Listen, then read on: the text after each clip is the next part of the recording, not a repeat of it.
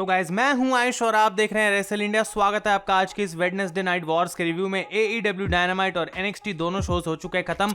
उनके रिजल्ट्स के बारे में हम बात करने वाले हैं, तो आप वीडियो पे एक लाइक ड्रॉप कर दें क्योंकि जितने ज़्यादा लाइक उतना ही फायदा होता है हमारा। और यहाँ पे आज दोनों शोज में काफी सारी चीजें हमें एक बार फिर से देखने को मिली हैं, तो बहुत कुछ गाइज है डिस्कस करने के लिए और आप इस वीडियो को एंड तक जरूर देखते रहें। हम स्टार्ट करते हैं पहले डायनामाइट के शो से। तो पहला मैच यहाँ पे जो देखने को मिला वो था hangman page and Matt Hardy against TH2 यानी कि द हाइब्रिड 2। और एक ही छोटा सा पॉइंट मैं और मेंशन करना चाहता हूं कि AEW डायनामाइट भाई टैग टीम के बिना क्या चल भी पाएगी, क्योंकि मुझे पता है कि टैग टीम्स बहुत अच्छी हैं, मैचेस की क्वालिटी बहुत अच्छी होती है, लेकिन हर हफ्ते इतने ज्यादा टैग टीम मैचेस नहीं होने चाहिए और ऐसा नहीं होना चाहिए कि हर एक स्टोरी लाइन सिर्फ टैग टीम मैचेस के थ्रू ही बुक करी जा रही है। तो ये चीज मैं नहीं देखना चाहूंगा और डेफिनेटली मैं चाहता हूं कि जो limited quantity of tag team matches है वो देखने को मिले। और ऑब्वियसली हम जानते हैं कि वो मैचेस तो अच्छे प्रोड्यूस करने वाले हैं। तो यहाँ पे गाइज मैट हार्डी और हैंगमैन पेज की टीम जीत गई और मैच के बाद यहाँ पे हार्डी कहते हैं माइक लेके कि बहुत खुशी हुई मुझे हैंगमैन, क्योंकि तुम यहाँ पे बिल्कुल $1 मिलियन की तरह लग रहे थे और ऑब्वियसली उसका 30% शेयर मुझे मिलेगा क्योंकि लास्ट वीक मैंने कॉन्ट्रैक्ट साइन करा लिया था। तो हैंगमैन पेज कहते हैं किसी बंदे ने मुझे एक बार कहा था कि चाहे तुम ड्रिंक भी कर रहे हो आंखें हमेशा खोली रखो और एक सेट ऑफ पेपर हमेशा अपनी जैकेट में छुपा के रखो।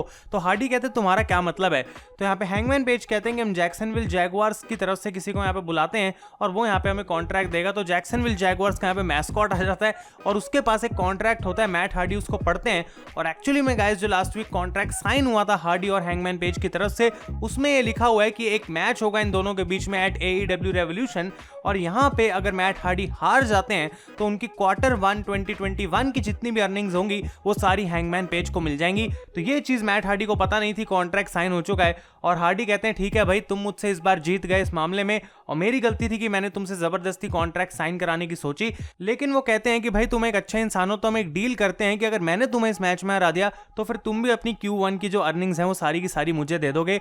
तो यहाँ पे ये चीज ऑफिशियल होती है, दोनों हाथ मिलाते हैं और एकदम से पीछे से जो मैस्कॉट खड़ा होता है वो हैंगमैन पेज को अटैक कर देता है और ये और कोई नहीं बल्कि आइज़ाया कैसिडी थे गाइस प्राइवेट पार्टी के। और साथ के साथ यहाँ पे वो कहते हैं द हाइब्रिड 2 जो कि रिंग साइड बैठे हैं कि तुम भी आओ, तुम्हें मैं पैसे दूंगा, अटैक करो हैंगमैन पेज को। और यहाँ पे हैंगमैन पेज को बचाने के लिए आ जाती है बाहर डार्क ऑर्डर। तो ये गाइस मैच ऑफिशियल हो चुका है। एक अच्छी स्टोरी लाइन मुझे लगी कि 2 हफ्तों में इन्होंने बिल्ड कर दी, लेकिन फिर से वही है कि टैग टीम मैच जो हुआ यहाँ पे उसकी वैल्यू तो कुछ खास थी नहीं। इसके बाद रीहो का मैच देखने को मिलता है हमें सेरीना डीप के साथ, जो कि गाइस AEW विमेंस के नंबर 1 कंटेंडर टूर्नामेंट के लेफ्ट साइड पे है, यानी कि यूनाइटेड स्टेट्स वाले ब्रैकेट में है। और रीहो काफी देर बाद हमें यहाँ पे देखने को मिली और इस मैच में वो काफी सरप्राइजिंगली जीत गई। मैं बोलूंगा कि ये मैच अच्छा है और लोग इसके बारे में ज्यादा डिस्कस करेंगे नहीं क्योंकि AEW की विमेंस डिवीजन में कुछ उतना बड़ा हो नहीं रहा है फिलहाल, लेकिन जहां पे क्रेडिट देना चाहिए वहां पे मैं क्रेडिट दूंगा।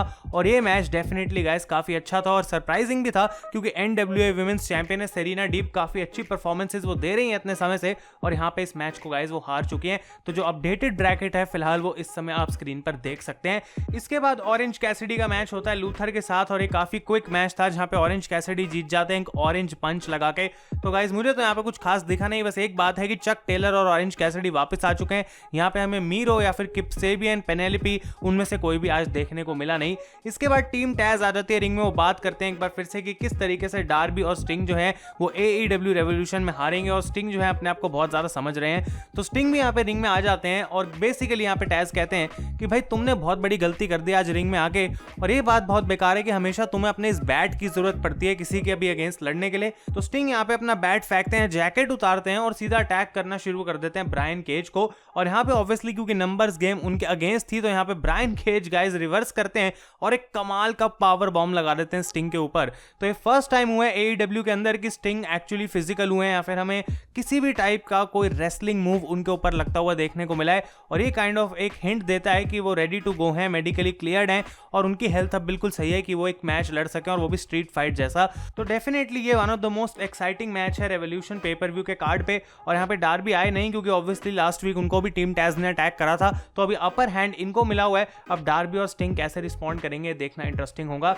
इसके बाद गाइस हमें सेगमेंट देखने को मिलते हैं कि केनी ओमेगा बच्चों के स्कूल में है पता नहीं कहाँ पे और उनको यंग बक्स की बुक जो है वो पढ़ के सुना रहे हैं और यहाँ पे ऑब्वियसली वो अपनी पॉपुलैरिटी गेन करना चाह रहे हैं, ये इसके पीछे मीनिंग था सेगमेंट के, और वो चाहते हैं कि बच्चों वाली ऑडियंस भी अब उनको पसंद करे एज ए चैंपियन। लेकिन यहाँ पे वो थोड़ा सा ही कुछ बताते हैं और उसके बाद वो चले जाते हैं, कहते हैं और मेरे पास टाइम नहीं है। बच्चे आके कहते हैं कैनी अंकल हमारे साथ खेलो तो सही, तो वो कहते हैं तुम नाकाजावा के साथ खेल लो। बच्चे कहते हैं नाकाजावा हमें पसंद नहीं है और वो नाकाजावा को मारना शुरू कर देते हैं। तो ये चीज आगे जाके एक्चुअली में कुछ मीन करी शो के अंदर, और ये काफी अच्छी स्टोरी टेलिंग थी AEW की तरफ से, जिसके बारे में अभी बात करने वाले हैं। तो यंग बक्स का मैच होता है सैंटाना एंड ओर्टिज के साथ, जो कि AEW world tag team championship का मैच था।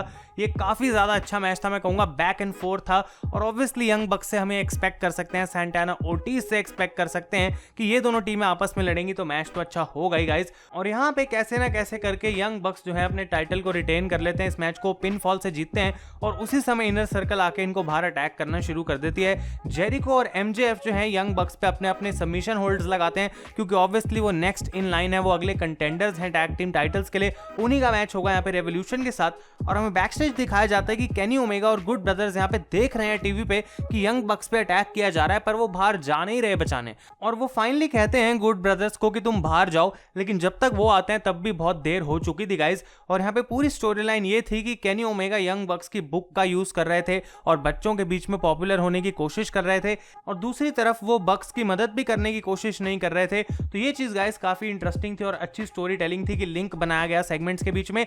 और क्रिस जेरिको और MJF की मैं बात करूं तो वो कन्फ्रंट करते हैं यहाँ पे यंग बक्स के पेरेंट्स को, जो कि बैठे हुए थे रिंग साइड पे, और यंग बक्स के जो फादर हैं वो यहाँ पे धक्का देते हैं जेरिको को गाइस। तो ये काफी अच्छी चीज देखने को मिली कि थोड़ा सा पर्सनल भी इसको बनाया गया।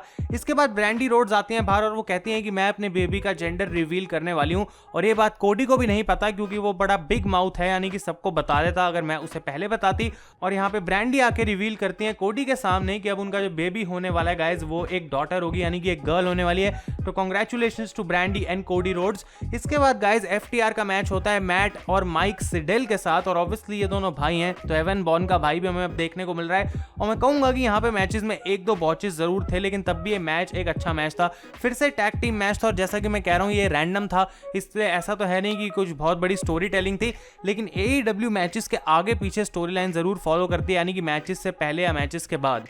तो FTR यहाँ पे इस मैच को जीत जाती है गाइज, और इसके बाद वो अटैक कंटिन्यू रखते हैं अपना मैट और माइक सिडेल पे। इनफैक्ट वो डॉक्टर सैमसन की किट लेते हैं और उसमें एक कैंची होती है जिससे वो उनके बाल काटने की कोशिश करते हैं, लेकिन इसी समय हो जाती है लाइट्स ऑफ। लूचासोरस का मास्क बना आता है स्क्रीन पे, और यहाँ पे जुरासिक एक्सप्रेस आ जाती है, इनको अटैक कर देती है, और हमें देखने को मिलता है कि लूचासोरस अपने नए मास्क में आ गए हैं। सेम ही है, लेकिन अब उनका मास्क चेंज हो चुका है, वो एक और ले आए, और साथ के साथ ऑब्वियसली मार्को स्टंट और यहाँ पे जंगल बॉय भी थे। तो ये एक अच्छी सेगमेंट तो थी, लेकिन मैच की एक बार फिर से यहाँ पे कोई खास वैल्यू नहीं थी।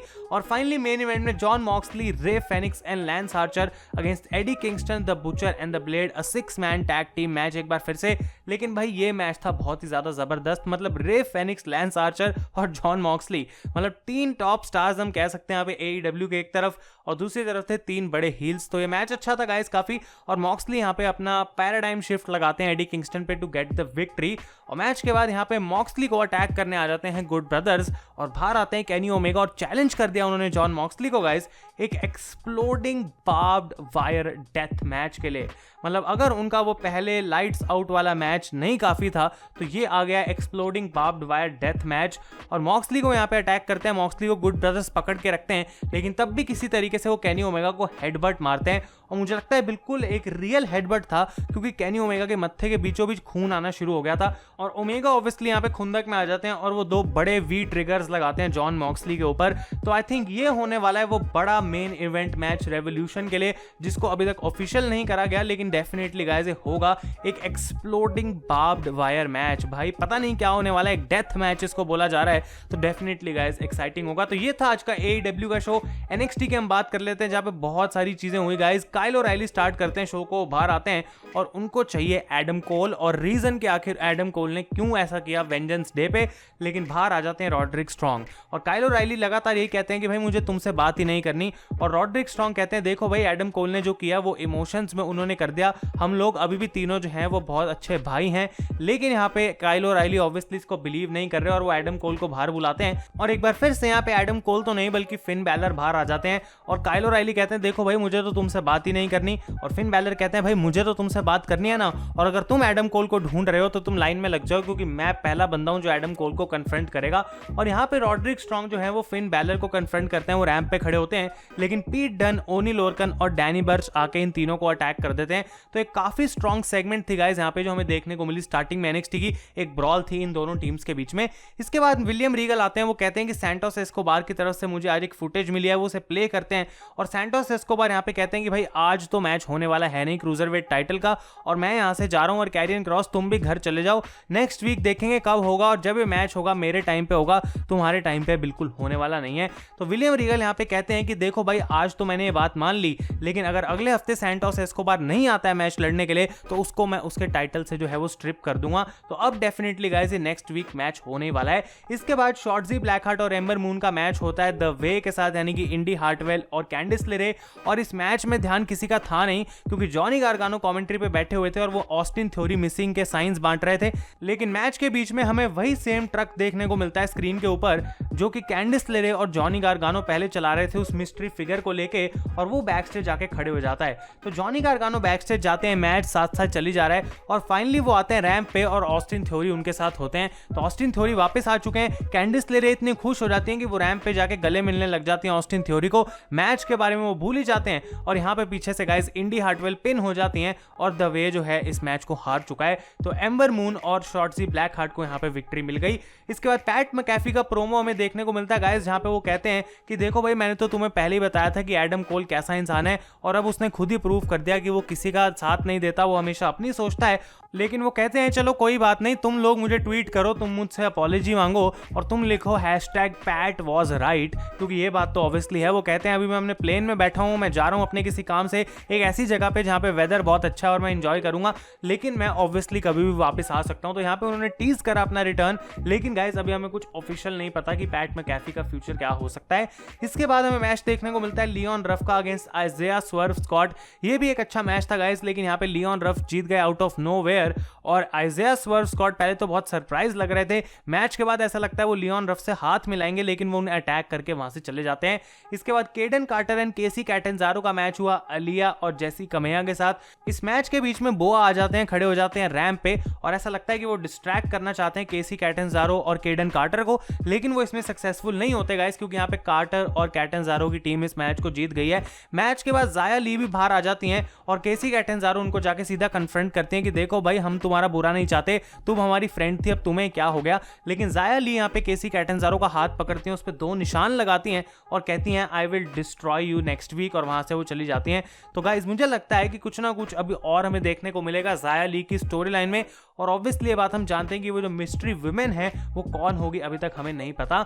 इसके बाद गाइस एक काफी इंटरेस्टिंग सेगमेंट हमें देखने को मिलते हैं क्योंकि बेथ फीनिक्स आती है रिंग में और वो इंट्रोड्यूस करती हैं MSK को जो कि ऑब्वियसली डस्टी टूर्नामेंट जीते हैं, और उसके बाद यहाँ पे वो इंट्रोड्यूस भी करते हैं डकोटा काय रैक्वेल गोंजालेस को जो कि विमेंस का डस्टी कप जीते हैं। लेकिन यहाँ पे कन्फ्रंट करने के लिए इनको बाहर आ जाते हैं नाया जैक्स एंड शेना बेजलर, और इन दोनों के बीच में आपस में बहस चल रही होती है। और सबसे फनी ये था कि MSK और बेथ फीनिक्स पीछे कॉर्नर में खड़े होकर पॉपकॉर्न खा रहे हैं कि भाई ये गरम मसाला चल रहा है, हम यहाँ पे एंजॉय करेंगे, और ये दोनों टीम्स गाइस आपस में बहस करती हैं और ऑफिशियली चैलेंज कर दिया शेना बेजलर ने यहाँ पे कि मार्च 3 को हम आएंगे NXT में और तुम्हें NXT टाइटल शॉट देंगे, क्योंकि obviously Dusty Rhodes tag team classic का एक स्टिपुलेशन भी था कि जो उसको जीतेगा उसे एक शॉट मिलेगा विमेंस टैग टीम टाइटल्स के लिए। तो जैसे यहाँ पे नाया और शेना जा रही होती हैं, एग्जिट कर रही होती हैं, तो रैक्वेल गोंजालेस माइक लेके कहती हैं कि भाई ये जो डस्टी कप के बीच में बूट पड़ा हुआ है ना, आई विल शव दिस अप योर होल। और नाया का यहाँ पे चेहरा भाई देखने वाला था क्योंकि कतई उनकी यहाँ पे बेइज्जती हो गई कमाल की। तो रैक्वेल गोंजालेस और डकोटा काय को मौका मिलेगा और मैं बिल्कुल सरप्राइज नहीं होऊंगा अगर वो एक्चुअली में गाइस टैग टीम टाइटल्स को जीत भी जाते हैं। इसके बाद कुशीडा का मैच होता है टाइलर रस्ट के साथ जो कि माल्कॉम बिवंस ने सेटअप करवाया था। वो कह रहे कुशीडा मेडिकली क्लियर्ड है तो क्यों ना यहाँ पे इनको मौका दिया जाए, और वो चाहते थे कि टाइलर रस्ट यहाँ पे जीते, लेकिन कुशीडा ने तो भाई बैंड बजा दी और जैसे ही वो अपना सबमिशन लॉक इन करते हैं माल्कॉम बिवंस रेफरी को कहते हैं भाई तुम बेल बजाओ, और यहाँ पे टैप आउट करना पड़ता है टाइलर रस्ट को। इसके बाद जोई स्टार्क का मैच हमें देखने को मिलता है गाइस जो कि एक नया टैलेंट आया है NXT के ऊपर, और इनका ये डेब्यू मैच था जहां पे इन्होंने हरा दिया वैलेंटीना फेरोज को। तो जबकि इस मैच में कुछ खास नहीं था भाई, एक नया टैलेंट जब इंट्रोड्यूस करा जाता है तो हमें थोड़ा सा टाइम देना पड़ेगा, कुछ खास मैं जज यहाँ पे कर नहीं सकता।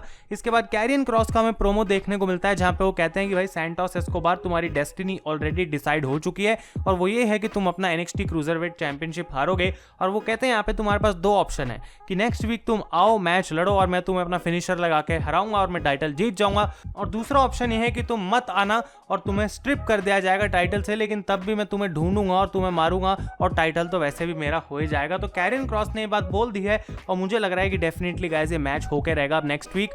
और फाइनली मेन इवेंट में जो कि सब्स्टिट्यूट करा गया था इस मैच की जगह मैच, वो था गाइस पीट डन, ओनी Lorcan and Danny birch against fin Balor, Kyle O'Reilly and Rodrick strong. ये काफी अच्छा टैग टीम मैच था, लेकिन इसमें एंड में आ जाते हैं एडम कोल, एक डिस्ट्रैक्शन की तरह एक्ट करते हैं और पीट डन इसका फायदा उठा के फिन बैलर को क्लीन पिन कर देते हैं। मैच के बाद गाइस यहाँ पे वो एक कमाल का ब्रेन बस्टर लगाते हैं काइल ओराइली के ऊपर ऑन द स्टील स्टेप्स, और लोग ऐसा सोच रहे थे कि यहाँ पे बहुत बुरे तरीके से काइल ओराइली इंजर्ड हो गए हैं, क्योंकि शो के बाद कुछ फुटेज रिवील हुई थी जहां पे एक्चुअली में काइल ओराइली को स्ट्रेचर पे ले जाया जा रहा है। लेकिन गाइस ये माना जा रहा है कि वो बस अपनी इंजरी को सेल कर रहे थे और खास अभी उनकी कोई दिक्कत है नहीं, वो सही है। और उसके बाद वो आके फिन बैलर को भी अटैक कर देते हैं और टाइटल रेस करते हैं NXT चैंपियनशिप। तो guys Adam Cole officially heel turn कर चुके हैं, वो अलग हो चुके हैं अनडिस्प्यूटेड एरा से, और मुझे लगता है कि जो अगला बड़ा मैच आने वाला है वो होगा Pete Dunne, Finn Balor, Kyle O'Reilly and Adam Cole, a fatal 4-way for the NXT championship. और इसका मतलब ये भी है गाइस कि चीजें बहुत ज्यादा इंटरेस्टिंग होने वाली हैं अगर हम मेन इवेंट पिक्चर की बात करें NXT पे। तो ये थे गाइस आज दोनों ही शोज का रिव्यू। अगर आपको ये वीडियो पसंद आए इसे लाइक करें। Thank you so much for watching. मैं हूं आयुष और आप देख रहे हैं रेसल इंडिया।